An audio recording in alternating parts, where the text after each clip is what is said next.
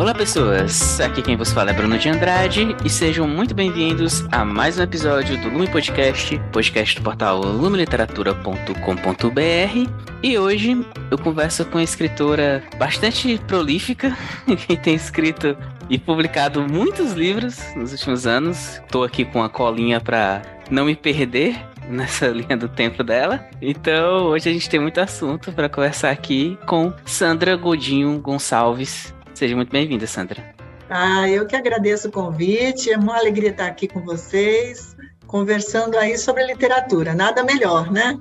Então, começando aqui com a nossa pergunta de sempre, eu quero saber quais foram os primeiros livros, os primeiros autores que lá atrás te fizeram se apaixonar pela leitura. Tem alguns da minha infância que eu não me lembro mais, mas livros assim que traziam desenhos, essa coisa bastante visual que as crianças gostam, né? Eu tinha uma prima, tenho uma prima que ela era um ano mais velha que eu, e ela já sabia, já era alfabetizada e já lia, e ela dava uma entonação na voz que era maravilhosa, assim, a gente ficava encantada com a retórica dela, meio interpretando, meio declamando, então isso me instigou bastante. E depois os livros no colégio, Meu Pé de Laranja Lima, O Diário de Ana Maria, Escaravelho do Diabo, Agatha Christie, né? Quase todos da Agatha Christie, assim, foi uma febre maravilhosa, que era encantadora, né? Daquela coisa que você se vê dentro da história. Então, eu acho que começa por aí, em casa e na escola. E tu tinha muitos livros em casa, assim, teus pais eram leitores, incentivavam? Não tantos, mas eu tinha primas, professoras, minhas tias eram professoras, então elas tinham uma prateleira bastante recheada de coisas para a gente escolher. E quando foi que tu começou a se interessar por escrita? Porque tu só veio a publicar bem mais tarde, né? Bem mais tarde. Sabe, eu acho que a escrita, ela traz alguma coisa da gente também, né? A gente não coloca no papel coisas aleatórias, é toda uma vivência, é todo sentimentos, aquilo que a gente experiencia como cidadã até, às vezes, principalmente porque meus livros são carregados de uma questão social bastante forte. Então, assim, a coisa estava meio embrionária, rascunhava algum poema, rascunhava algum trecho de prosa, mas eu só vim pegar a questão da literatura com mais afinco no final da minha graduação, da minha segunda graduação. Foi um projeto de extensão do professor Lajose Silva, dentro da faculdade, e começava com contos, livros de contos, trabalhados com os alunos e depois publicados ao final do semestre. Acho que foi por aí. E essa tua segunda graduação, tu disse, foi em letras, né? Foi em letras, é. Comecei com arquitetura na USP, não terminei, faltavam uns 7 meses, assim, mais ou menos, para acabar, eu larguei tudo. Uma coisa radical, assim, porque São Paulo, a USP e tal, e aí eu encontrei o amor da minha vida, falei, não, eu vou casar. Ele era petroleiro na época, tinha uma possibilidade dele ir para a França, e eu falei, não, eu vou embarcar nessa. Então, larguei tudo, né? Uhum. Eu não me arrependi, não pela questão da relação e tudo, porque realmente eu não me encontrei na profissão. Eu gosto de casas, faço projetos até imaginando uma casa ideal até, mas não é aquilo que me move, sabe? Dizer assim, poxa, eu vou fazer alguma coisa diferente na vida, eu vou deixar algum legado, alguma coisa que me importa, que me dá prazer, e não era mesmo realmente a arquitetura. E tu acha que esse interesse e até esse estudo com a arquitetura te influenciam também na maneira como tu descreve nos teus livros, as descrições dos locais? Eu acho que ajuda, né? Ajuda, porque na arquitetura, primeiro, a arquitetura a gente vai colocando um tijolinho, né? Levanta uma parede aqui, uma parede ali, até formar um todo. E a gente se posiciona no espaço. A gente tem uma facilidade de se pôr naquele espaço, avaliar o entorno. Talvez isso tenha me ajudado nesse ponto. Como você falou, você é de São Paulo, né? Mas tu se mudou já há bastante tempo, né? Eu sou meio itinerante na vida. Eu morei em Macaé, depois eu morei no Rio, depois eu voltei para Macaé, morei no norte da França e estou há 20 anos já em Manaus. Eu acho que, assim, a possibilidade de você conhecer novas culturas, novos lugares, novas pessoas, novos modos de ver e de pensar, te sensibiliza, sabe? Você cria uma certa empatia e, assim, baixa a guarda, sabe? Porque você quer aprender, quando você está migrando, você quer se inserir numa comunidade, na sociedade, no entorno. Então, você baixa um pouco as suas resistências, porque você quer assimilar coisas novas. E eu acho que isso, para a minha vida, eu acho que foi bastante benéfico. E estar aí agora em Manaus tem te influenciado, né, no que tu escreve, assim, esse interesse até para as questões de indígenas, né? Isso, demais, demais. Eu morava no Rio, antes de vir para cá, e o Rio é maravilhoso, mas o Rio tem as suas peculiaridades. É uma cidade violenta.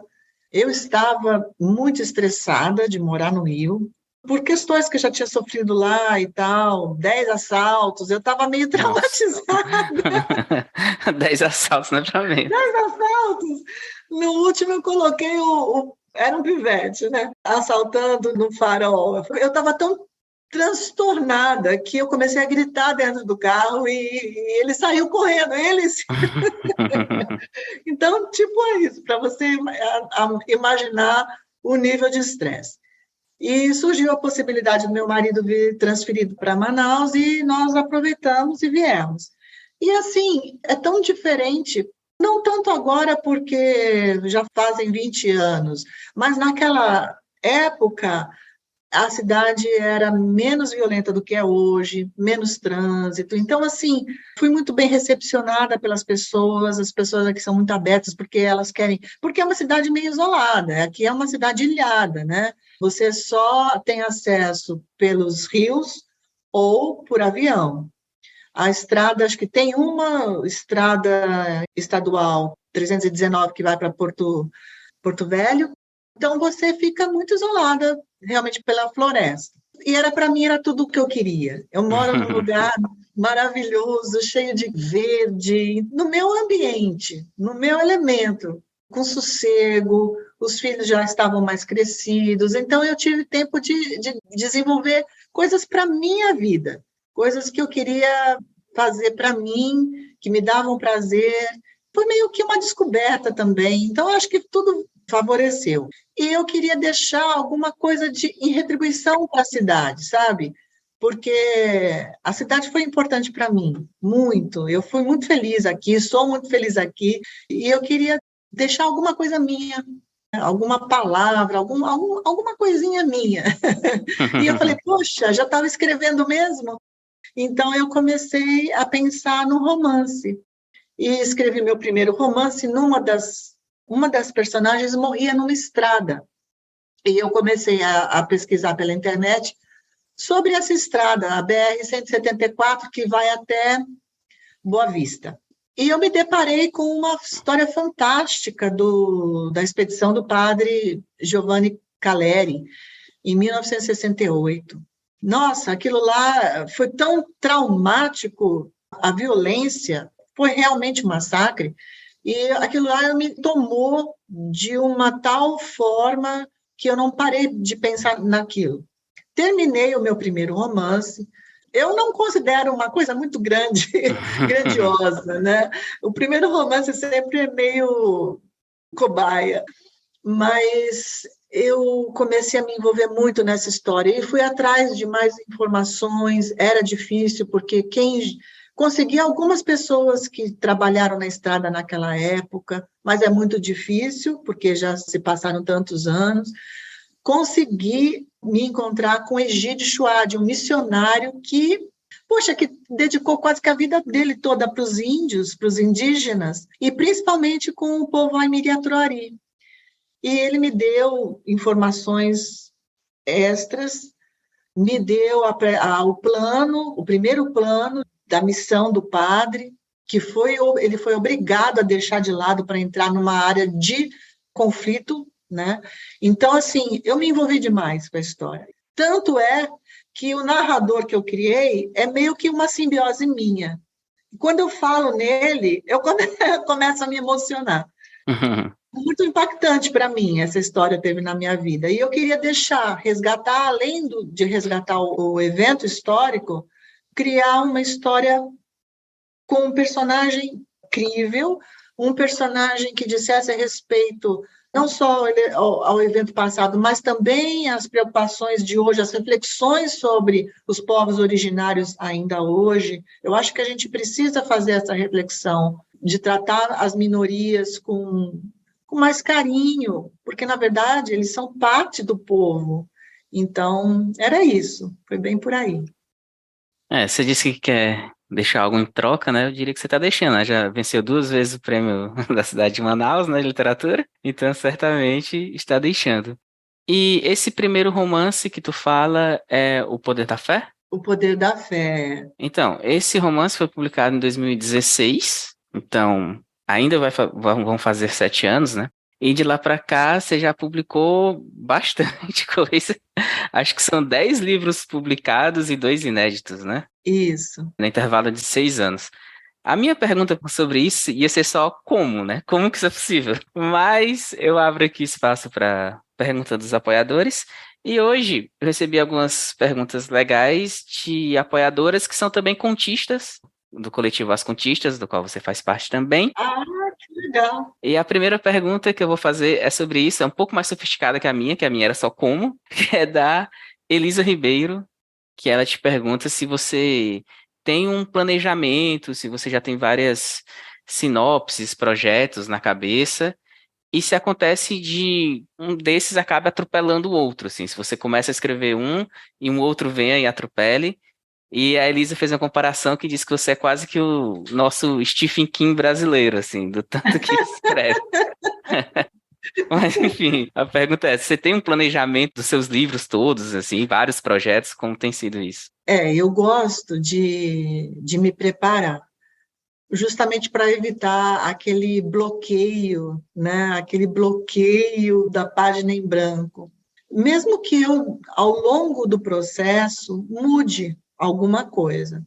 Porque, às vezes, você tem uma ideia e você concebe uma sequência narrativa, mas ao longo do caminho você vê que aquele narrador, à medida que você vai conhecendo também melhor o seu narrador, ele não vai nunca ter aquela atitude naquele momento, não é aquilo que ele ou ela vai fazer. Então você tem que mudar alguma estratégia aí e tal para conciliar com a questão essencial do seu narrador.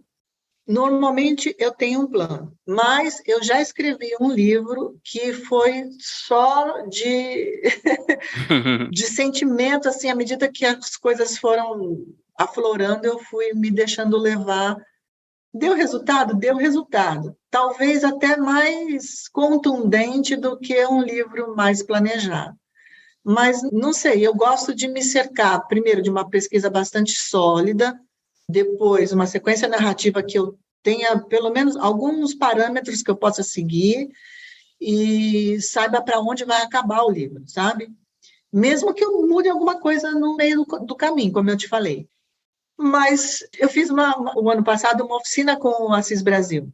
E o Assis Brasil tem uma outra visão. O livro tem que ser programado, tem que ser planejado, mas você tem que entender muito bem a questão essencial do seu personagem. E a partir do seu personagem, você aí colocar uma situação crítica e você colocar depois esse conflito ao extremo para poder fazer o seu personagem ou mudar até o seu modo de ver o conflito, porque o Assis Brasil fala que o conflito não muda. O que muda é a percepção do narrador, do personagem, sobre o conflito. Então, uma pessoa que é extremamente carente, ela não vai mudar o modo dela ser, ela vai mudar a percepção dela sobre isso com as coisas que vão acontecendo, né? As situações críticas que ela vai enfrentando. É um modo interessante de ver. Tanto é que depois desse ano de oficina do Assis, eu fui agora começar a escrever um novo livro e aí me deu um bloqueio, deu um bloqueio geral, porque o espaço tem que falar da questão essencial, e aí muita coisa que você vai aprendendo durante o ano com ele, e você quer colocar, né, no seu novo projeto, porque supostamente ele deve ser mais bem elaborado do que os outros. Então, assim, eu sofri. Mas Mas conseguiu agora eu passar? consegui superar. E já aconteceu de um projeto meio que tomar a frente do outro, assim, você está escrevendo e ser interrompida por outra ideia e ter que ir para ela, ou sempre é mais esquematizado mesmo? Sim, eu escrevi Secura dos Ossos, era um romance que eu iria... Foi uma proposta minha de resgatar os 3 eventos, os 3 grandes massacres indígenas da região amazônica. Eu tinha escrito sobre os Amiri e Atuari, e eu ia escrever sobre os Yanomami, principalmente nesse governo Bolsonaro, que voltou toda uma história lá sobre as fronteiras, os Yanomami sofrendo horrores. Então, eu queria resgatar essa história também para participar do Prêmio Leia até. E eu comecei o romance. Até as 50 páginas eu comecei, e aí, de repente, travou tudo. Eu sabia como ele ia se desenvolver, como ia acabar, estava tudo planejado, mas como era uma questão que eu estava utilizando a mitologia Yanomami, junto com o realismo fantástico, eu achei que eu tinha que voltar a fazer contos pequenos sobre o realismo fantástico, até eu ter... Porque eu nunca fiz realismo fantástico na minha vida. Me propus fazer um romance, que é uma coisa de mais fôlego. E aí, no meio do caminho, eu falei, poxa, mas falta coisa, eu preciso treinar mais, eu preciso entrar dentro desse universo. Então, eu comecei a fazer contos de realismo fantástico, sempre envolvendo a região amazônica, algumas questões, tipos como o ribeirinho, ou o folclore, né? Boto, ou peixe que fala. Existe um peixe aqui muito interessante que ele anda na terra. Então, assim, eu tinha que usar isso. Eu tinha que usar mais, entende? Eu não me senti com bagagem suficiente, então eu retornei para depois, quando eu tinha um livro de contos bem estruturado, já é selecionado, aí voltar ao romance, e aí fluiu bem, porque aí a história parece que se ajustando. A mitologia Yanomami, com a árvore dos cânticos, a árvore dos cantos, para dizer a verdade, e todos os deuses que eles têm, né? O deus do vendaval, e etc, etc. Falando nos nossos apoiadores, a gente tem o Misael Pulis, que ele sempre faz a mesma pergunta. Quer dizer, ele fez essa pergunta e meio que é para sempre, para ele, né? Então acho que vale fazer também, já que você tem esse ritmo tão intenso de escrita, que ele pergunta sobre sua rotina de escrita. Você tem uma rotina? Você tem um horário para escrever? Você tem enfim, algum tipo de ritual? Como é? Então, eu sou um pouco exagerada, eu não sei parar. Olha, dá para perceber. Mas aí a gente sofre, porque o que está na nossa cabeça não está no corpo, né? O corpo de 62 anos, ele não atende. Eu escrevi ininterruptamente durante 6 anos, sempre pela manhã, e se desse pela tarde, e se desse à noite. Era uma coisa que eu tinha que me despejar. Eu sentia essa vontade. Parece que estava alguma coisa reprimida e veio tudo uma avalanche de ideias, de um desespero. Não sei nem te pontuar como foi. Era um desespero. Eu tinha que escrever. Eu tinha que me colocar tudo o que eu estava sentindo. Eu não sei se também é a questão da terceira idade, né? A gente acha que já está mais para lá do que para cá. Enfim, tantas coisas passaram na minha cabeça. Eu achava que eu tinha que enquanto tivesse fôlego, enquanto tivesse ideias, enquanto eu tivesse ânimo, eu tinha que escrever. 6 anos foi meio que essa doideira.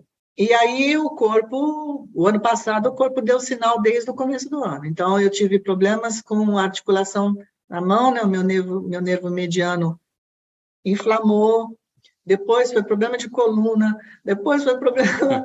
Enfim, foram tantos problemas que eu não me dediquei como eu gostaria. E eu escrevi só pouco, muito pouco.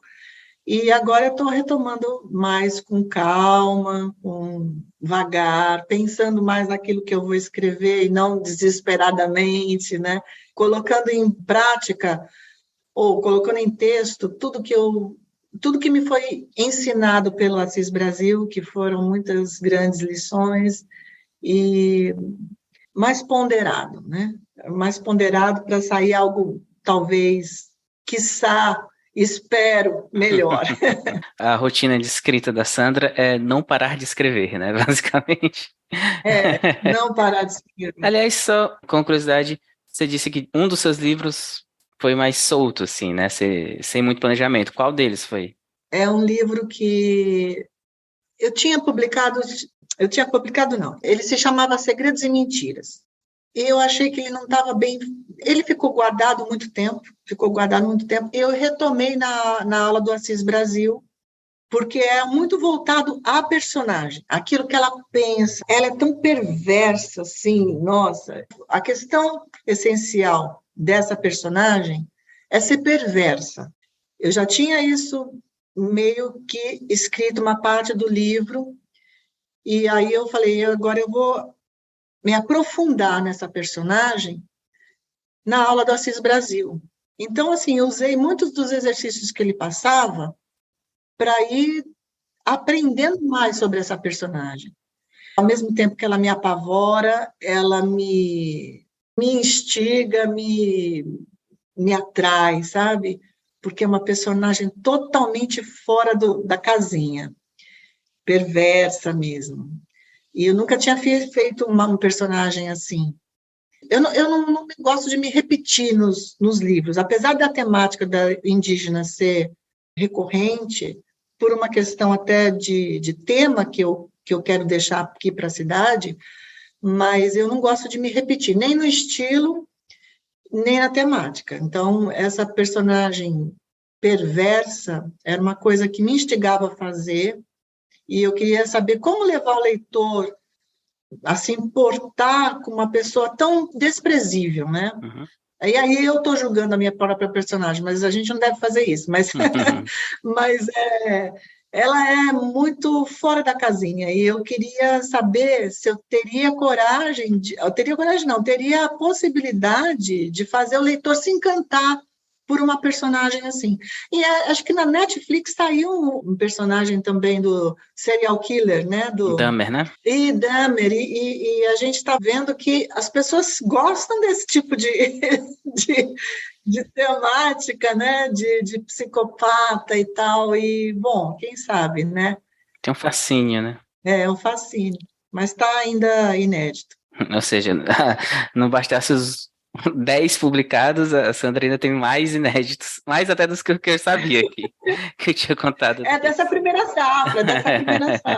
É porque, como a gente está falando, né, Bruno? A gente vai escrevendo, mas eu gosto de retomar, porque o livro nunca fica bom, assim, na primeira versão, nem na segunda, precisa passar por mais revisões.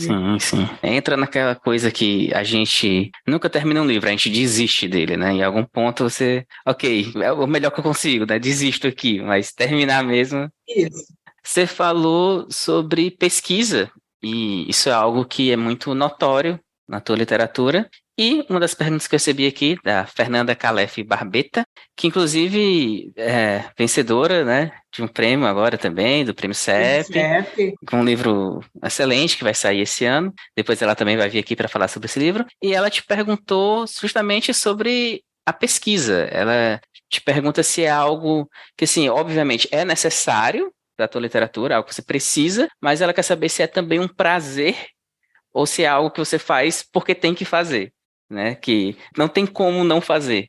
Ou se é algo que você realmente gosta? Como tem sido para ti? Depende. Por exemplo, Tocaia do Norte foi alguma coisa que me deu prazer, porque eu queria saber, assim, independente da violência e das atrocidades, né?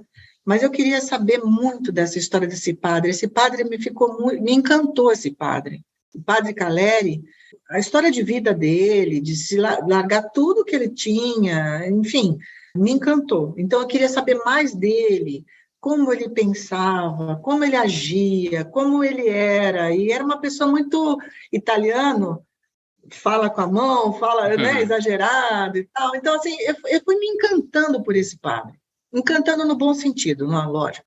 Com o pudor de colocar até o mesmo nome. Eu preferi colocar Giacomo Chiarelli, para manter a liberdade de criar em cima de alguma coisa esperada nele. Então, me deu muito prazer. Por exemplo, agora estou escrevendo sobre o Cinta Larga.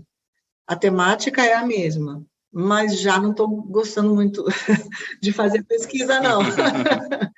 Eu não sei o que te explicar o que acontece, só que não está fluindo para mim a pesquisa. Eu tenho que ler, parar e voltar para a minha personagem, porque não está fluindo, não sei te dizer. Então, assim, é muita subjetividade, eu não sei o que é exatamente, ainda preciso fazer alguma reflexão sobre isso, uma análise, mas eu não sei o que é, não tá fluindo.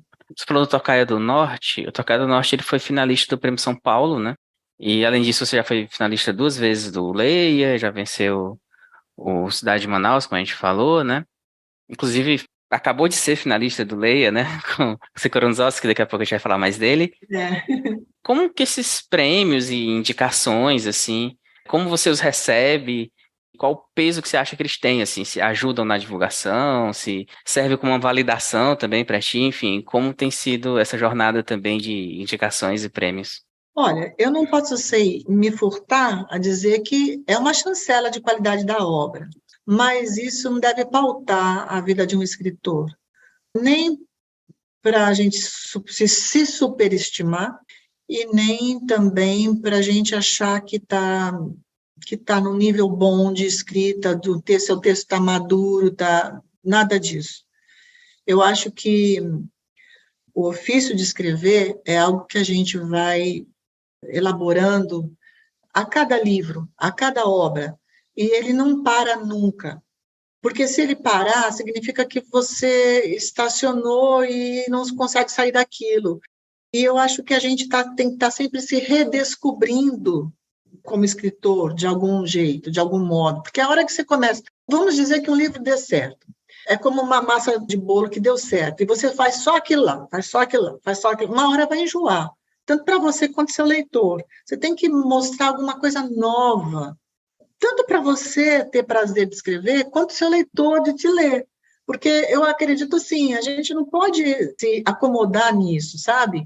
Nem com os prêmios e nem com o nosso próprio ofício de escrever. A gente tem que sempre buscar coisas novas para a gente poder se mobilizar, para a gente poder se motivar, porque a hora que você começa a repetir sempre a mesma receita, eu acho que tem alguma coisa errada.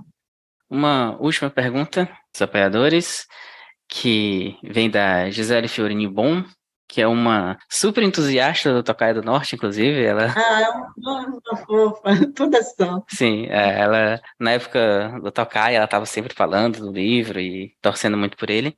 E ela te pergunta justamente sobre essa questão social, né, que também é muito forte nos teus livros. E ela pergunta se você considera que isso é meio que a sua marca, assim, se é algo que você quer até deixar para a posteridade, né, alguma coisa assim, o quão relevante é essa questão para ti. Eu acho que é muito relevante para mim. Eu acho que, como escritora, eu sou primeiro cidadã. Eu sou atravessada por uma ideologia, eu tenho uma vivência e tenho o meu testemunho da minha época. Vamos dizer assim, se você está vendo alguma coisa errada e você se cala, você, no mínimo, está sendo condescendente. E tem tantas coisas erradas acontecendo, né, Bruno? E a Demais. gente tem que... Eu gostaria que a minha marca fosse essa, de não me calar diante de coisas erradas que eu vejo acontecer, ou que eu julgo errada, ou que às vezes eu julgo que mereça uma reflexão, pelo menos. E se eu puder fazer as pessoas que me lerem pensarem sobre isso, para mim seria o ideal. Claro, a escrita é prazer, é entretenimento, sim, concordo plenamente, mas também é conhecimento, também é crítica social. E se você puder fazer esse apanhado, se você colocar todas essas questões dentro da sua obra, eu acho que a sua obra, então, engrandece. Um exemplo bobo, mas, por exemplo, um caso de amor, uma relação de um homem com uma mulher ou qualquer outro gênero, né? Um caso de amor. Você pode escrever como simplesmente um caso de amor, alguém que gosta de outra pessoa. Ele tem um peso. Se você escreve esse mesmo caso de amor na guerra, você já, digamos assim, aguda, né? Faz uma agudização do conflito, do drama. O seu drama inerente, de um modo inerente, ele já ganha uma outra profundidade. Esse mesmo caso de amor, dentro de uma guerra, digamos que um dos personagens toma partido entre um lado e outro, né? O seu drama já fica mais profundo também. Então, por que não fazer? Se você pode deixar de ser superficial, e aí eu não estou querendo desmerecer os romances, não é isso. Mas eu digo assim, você tem um nível de profundidade e até elevar ou aprofundar num nível que faça as pessoas pensarem sobre isso. Se eu puder conciliar, eu vou sempre preferir para ser mais significativa na minha escrita, ser mais relevante. Agora vamos falar sobre A Secura dos Ossos, que foi no ano passado, porque agora nós estamos em 2023, finalmente. 2022 é um ano muito longo. Finalmente, feliz Brasil Novo! Nossa, demais. Então, finalmente 2023, então já no ano passado agora, foi finalista do Leia. E ele vai ser publicado pela Patois, não é isso? Em breve. Isso, em breve. E o Secura dos Ossos, ele trata da história dessa garota que é órfã de mãe, né? Ou pelo menos assim a gente entende, a mãe dela sumiu. E o pai também, então ela cresce ali com o avô numa cidade muito pequena, ali na região amazônica, e ela tem essa chama de querer encontrar os pais, né? E, enfim, parte numa jornada em busca, particularmente da mãe, que ela chegou a conhecer, né? Quando muito pequeno, o pai ela nem conheceu. De onde veio essa ideia, né? Porque, como você falou, você queria falar do massacre, né? Dos Yanomami. Yanomami. É meio que uma trilogia tua, né? De massacres dos índios e tal. É, Mas aí você tem que criar uma história, um enredo para se encaixar ali, né? E aí você criou esse. De onde partiu essa ideia para A Secura dos Ossos? aí eu vou ser bem sincera. Pode ser. Teve 2 livros que eu li que me mobilizaram muito para escrever esse livro, que foi A Queda do Céu, do próprio Bruce Albert com o Davi Copenau, né? E O Som do Rugido da Onça. Tem uma personagem do livro da Micheline que ela está vendo, são 2 ocasiões, acho que ela tá vendo acho que agora me foge um pouco a memória, mas ela está vendo, acho que ela está visitando um museu e ela vê uma gravura de uma índia que foi pega, uma criança que foi pega da etnia Miranha, né, que foi pega e trazida para a Alemanha. E a menina, claro, evidente, né, não tem nenhuma proteção contra as doenças e tudo, e também pela questão que foi tirada do seu próprio seio familiar e ela vai definhando até morrer. E também porque no mesmo livro do Rugido da Onça existe uma mestiça lá. A questão da identidade, né? Para mim pega muito a questão da identidade. E eu fiquei imaginando uma pessoa que é mestiça. Mestiça, a gente não deve bem se referir assim, mas uma pessoa que é nascida de uma mãe branca e um indígena, como ela se vê? dentro de uma sociedade que não privilegia as minorias, que muito pelo contrário, né? Tudo que é indígena, tudo que é negro, tudo que é mulher, tudo que é LGBTQIA+, são todos menosprezados. Então, assim, como ela se vê? E eu fiquei com essa pergunta na minha cabeça, mas muito instigada pelos 2 livros que eu li. E aí eu pensei em fazer uma personagem, uma narradora, com todas essas questões mesmo, levantar todas essas questões. Porque a história, o evento, o massacre de Ashimu, ele existiu. Claro, não vou mudar, não vou mexer, mas o que eu posso mexer? Eu posso trabalhar melhor a minha personagem, e sem uma boa personagem, a história não acontece, não se faz. Se você não tiver uma boa personagem para levar esse leitor até o final do seu livro, você vai perder esse leitor em algum momento, né, da sua leitura. Então, eu queria realmente um personagem um personagem consistente, sólido, e com uma pergunta válida para nós dentro do nosso dia a dia hoje. Então, foi por aí que eu imaginei o livro. Então, o livro, ele tem 2 frases, assim, que vem antes, né? Eu esqueci o nome técnico agora para isso, deixa para lá. Epígrafe. 2 epígrafes. Uma que você coloca que é uma frase sua mesma, né? A busca às origens é também uma busca de valores. E essa é uma frase que orienta bastante o livro. Essa é uma frase que, não sei, você pensou para cá, você já tinha escrito antes, e esse já é um tema que te interessa, assim, essa busca às origens? Não, foi colocado depois, Uhum. porque eu acho que resumiria bem a busca dessa personagem, né?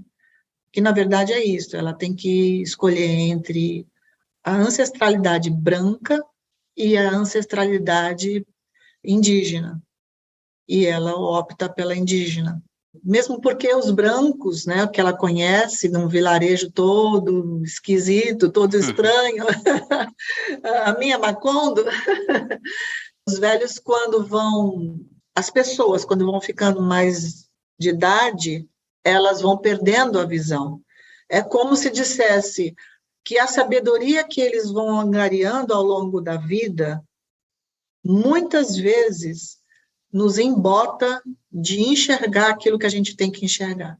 A gente chega na velhice cheio de preconceito, cheio de intolerância, cheio de cacuetes que a gente tem de vivência, de hipocrisia. Então, por isso que eu queria fazer os velhos cegos. Eles tinham que ser cegos para ela poder descobrir um novo campo de visão, né? Então, foi bem por aí. E a epígrafe só veio depois. E aí, a outra epígrafe, como você falou, é do Gabo, né, que você citou aí, a Macondo, e é uma citação ao Oceano de Solidão, que termina com o concerto de tantos pássaros diferentes chegou a ser tão atordoante que Úrsula tapou os ouvidos com cera de abelha para não perder o senso da realidade. E eu acho interessante que termina assim, e aí o seu livro abre com era preciso não perder o senso de realidade, especialmente se tratando de Encantado das Almas. Então, o diálogo, ele se faz com esse eco. Claro, né? Isso foi uma inspiração também, os 100 anos, para essa aldeia inicial, né? E também é interessante que você falou que os velhos vão ficando cegos e perdendo a visão. Mas a gente tem um personagem que chama Caolho, que ele tá perdendo a visão, mas ele é um vidente. Então já começa também abraçando esse realismo mágico, né, que você falou.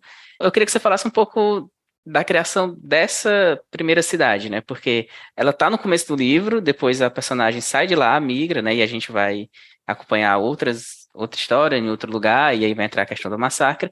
Mas essa aldeia ali de início, ela é muito importante.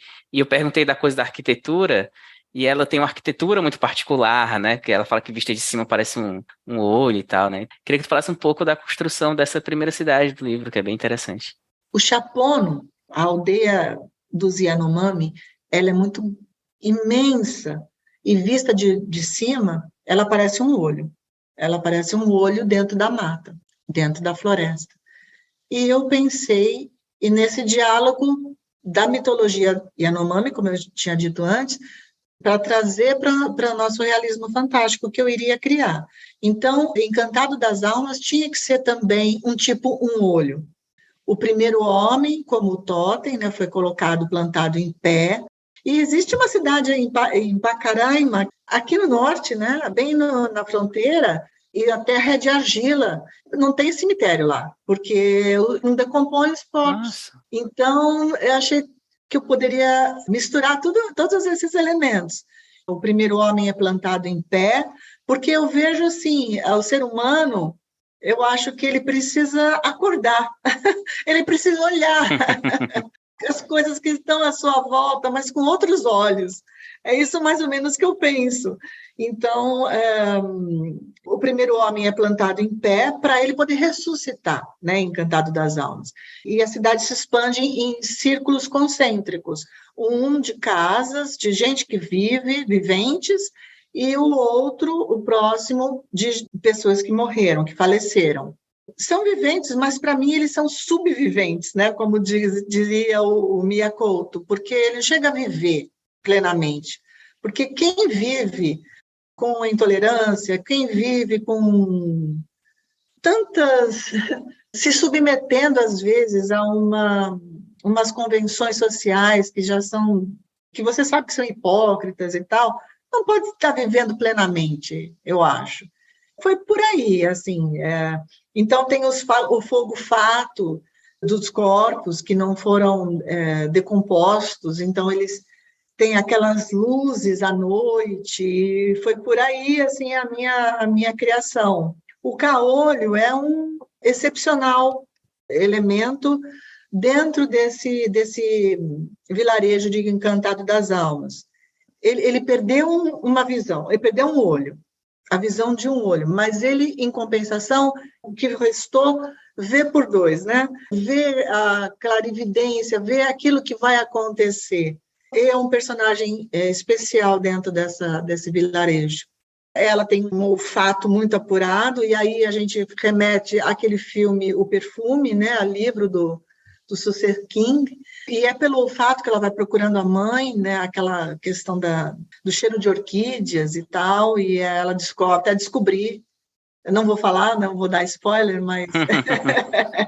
E tem o pai dela também, que ela descobre, que é o grande xamã, e que todo esse caminho que ela fez até ele, meio que ele que engendrou, meio que ele que dirigiu até ela se tornar xamã, até ela se descobrir a sua identidade indígena e ela querer se tornar xamã para poder proteger os Yanomami. Seria tão bom se fosse assim, né? E é curioso esse olfato dela, porque ela consegue perceber as mudanças de personalidade das pessoas pela mudança no cheiro, Isso, né? no cheiro. Quando a pessoa muda de personalidade, fica mais violenta, ela percebe. Pelo cheiro.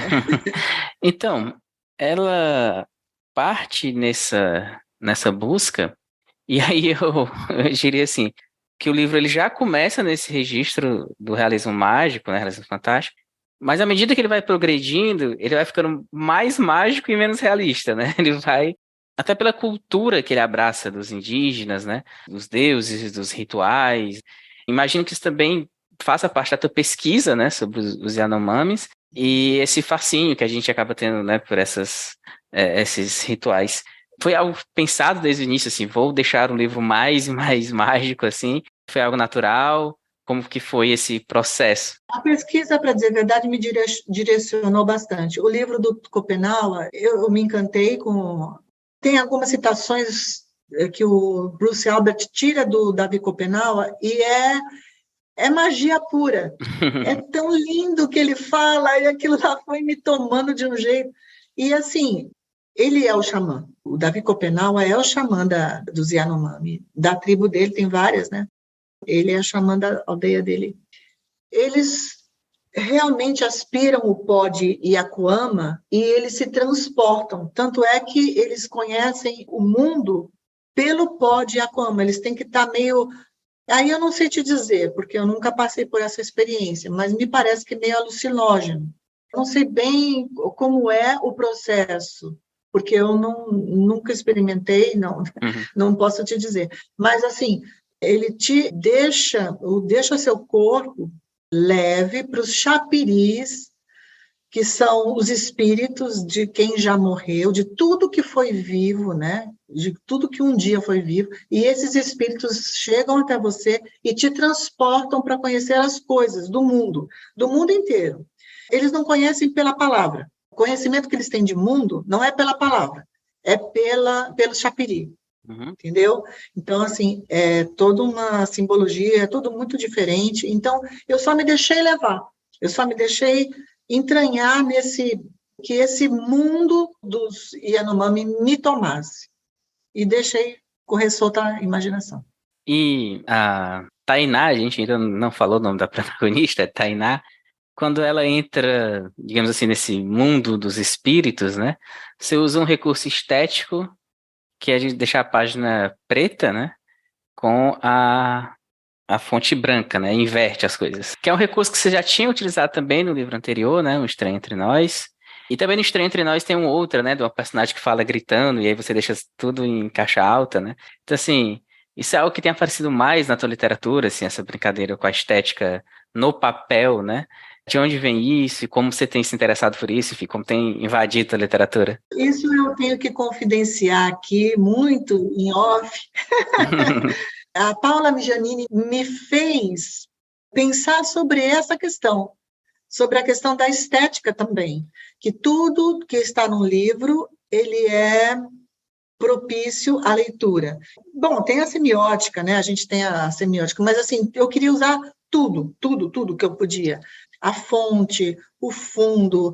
Tem livros que eu até tenho desenhado. Esse livro que eu fiz na oficina do Assis, ele tem os desenhos também, eu fiz desenhos com ele, mas foi muito pela Paula Giannini. Foi a Paula Giannini que me fez pensar nesses recursos, que tudo que está no livro, não só a fonte, mas desde a capa, merece leitura e, às vezes, você pode utilizar a leitura de um modo diferenciado, que traga subsídio para você entender, às vezes, até melhor quem é o personagem. Paula Giannini, que é contista também. Também contista, também escritora. Sim, é roteirista, dramaturga, ela é tudo. Editora. Sim, ela faz bastante coisa. E ela tá com um projeto muito legal para falar sobre a Marieta Baderna. Ela é tetraneta da Baderna, né? Isso. Também pretendo trazê-la aqui em breve para falar sobre todos os projetos, mas enfim, procurem Paula Giannini, também é uma escritora muito interessante. E uma outra coisa que eu quero te perguntar sobre A Secura dos Ossos é sobre as falas dos personagens, porque é difícil saber até como colocar isso, assim, mas é algo quase teatral, assim, a maneira como eles falam, a maneira como eles se expressam, né? Não só os índios, que a gente imagina que possam ter um vocabulário diferente, mas entre os brancos mesmo, né? Eles têm uma fala diferente, uma cadência, uma maneira de se expressar. Em alguns momentos é um pouco mais lírico, em outros é um pouco mais nebuloso, mais misterioso, né? Eu queria que tu falasse um pouco sobre isso, assim, como você chegou nesses diálogos e nessa forma de escrever esses diálogos. Nem sei te colocar isso, Bruno, mas talvez, pensando aqui sobre isso, um escritor, ele recebe influências de tudo que ele lê, de tudo que ele ouve, de tudo que ele percebe. E eu tenho muitas influências de outros escritores. Um dos que eu gosto muito é o Mia Couto.